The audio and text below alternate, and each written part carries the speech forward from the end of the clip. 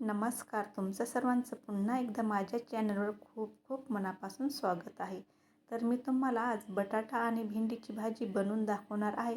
एकदम साध्या आणि सोप्या पद्धतीने ही भाजी बनते. तर ही भाजी जेवढी सोप्या पद्धतीने बनवली जाते तेवढीच खायला एकदम टेस्टी आहे. तर चला जास्त वेळ न घेता आपण रेसिपीला सुरुवात करूया. पावशेर भेंडी घेतलेली आहे. त्यानंतर इथे 4 बटाटे घेतलेले आहेत, 2 टोमॅटो घेतलेले आहेत, लसूण घेतलेला आहे, 7 ते 8 हिरवी मिरची घेतलेली आहे आणि शेंगदाणे घेतलेले आहेत. बटाट्यावरची साल काढून बटाटे छान असे कापून घेतलेले आहेत. मी ह्या पद्धतीने आपल्याला फोडी करून घ्यायची आहे. तुम्हाला आवडेल त्याप्रमाणे. त्यानंतर भेंडीसुद्धा स्वच्छ धुवून याचे काप केलेले आहे. एका भेंडीचे 3-3 तुकडे इथे करून घेतलेले आहे आणि ते जाडसर वाटण मी करून घेतलेलं आहे. मिक्सर चालू बंद करून आपल्याला हे जाडसर वाटण करून घ्यायचं आहे आणि हे टोमॅटो आपण नंतर कट करून घेणार आहोत.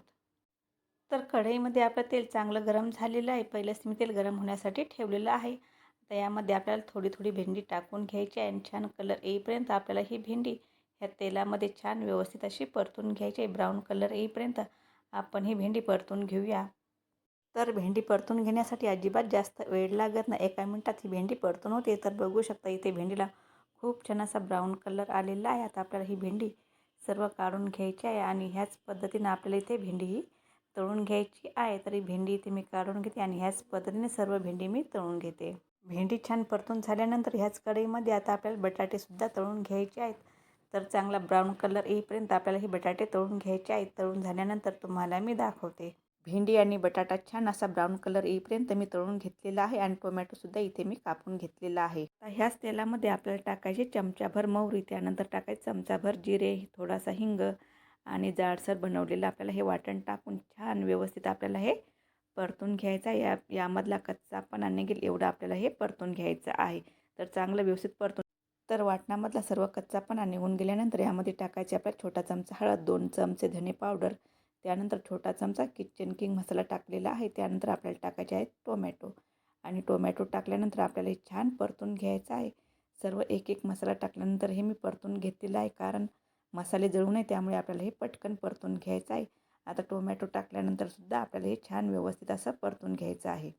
चवीनुसार आता आपल्याला यामध्ये टाकायचं आहे मीठ. तर मिठाचं प्रमाण तुमच्या आवडीप्रमाणे इथे तुम्ही कमी जास्त करू शकता. त्यानंतर यामध्ये घालायचं आपल्याला बटाटा आणि भेंडी.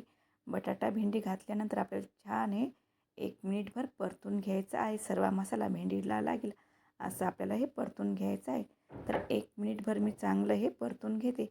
त्यानंतर यामध्ये आपल्याला छोटा 1 चमचा गरम मसाला घालून व्यवस्थित मिक्स करू. तर आता आपल्याला यामध्ये घालायचा 1 चमचा चाट मसाला. चाट मसाला घातल्यामुळे भाजीला खूप छान चव येते. खूप म्हणजे खूपच मस्त अशी ही भाजी आपली टेस्टी होते. चाट मसाला घातल्यानंतर आपल्याला ही भाजी छान अशी व्यवस्थित मिक्स करून घ्यायची आहे. तर भाजी छान आपल्याला 1 मिनिटभर व्यवस्थित मिक्स करून घ्यायची आहे. आता आपल्याला घालायची आहे कोथिंबीर. तर कोथिंबीर छान व्यवस्थित अशी धुवून बारीक चिरून घेतलेली आहे मी आणि छान आता आपल्याला ही भाजीमध्ये व्यवस्थित मिक्स करून घ्यायची आहे. आता आपल्याला ठेवायचं आहे भाजीवर झाकण आणि फक्त आपल्याला 2 ते 3 मिनिटासाठी यावर झाकण ठेवायचं आहे. बरोबर 3 मिनिटानंतर मी हे झाकण काढत आहे, कारण की भेंडी आणि बटाटे आपण पहिलेच छान असे ब्राऊन कलर येईपर्यंत शिजवून घेतलेले होते, म्हणजे तेलामध्ये तळून घेतलेले होते. त्यानंतर फक्त इथे मी 2 ते 3 मिनिटं यावर झाकण ठेवलेलं आहे आणि झाकण काढल्यानंतर आपल्याला छान व्यवस्थित असं हे फिरून घ्यायचं आहे. तर बघू शकता मी तुम्हाला 1 बटाटा यामध्ये तोडून दाखवत आहे. तर बटाटा बघू शकता तुम्ही छान आपला इथे शिजलेला आहे. तर ही भाजी तुम्ही मुलांच्या डब्यात किंवा मिस्टरांच्या डब्यातसुद्धा देऊ शकता. खूपच टेस्टी होते. तर ही भाजी मी दुसऱ्यांदा बनवलेली आहे. मुलांना फार आवडली होती माझ्या, त्यामुळे ही भाजी मी परत एकदा बनवलेली आहे. तर तुम्हीसुद्धा या पद्धतीने नक्की करून बघा आणि कशी झाली ते मला कमेंट करून सांगा. आणि आवडल्यास माझ्या चॅनलला लाईक करा, शेअर करा आणि सबस्क्राईब करायला विसरू नका.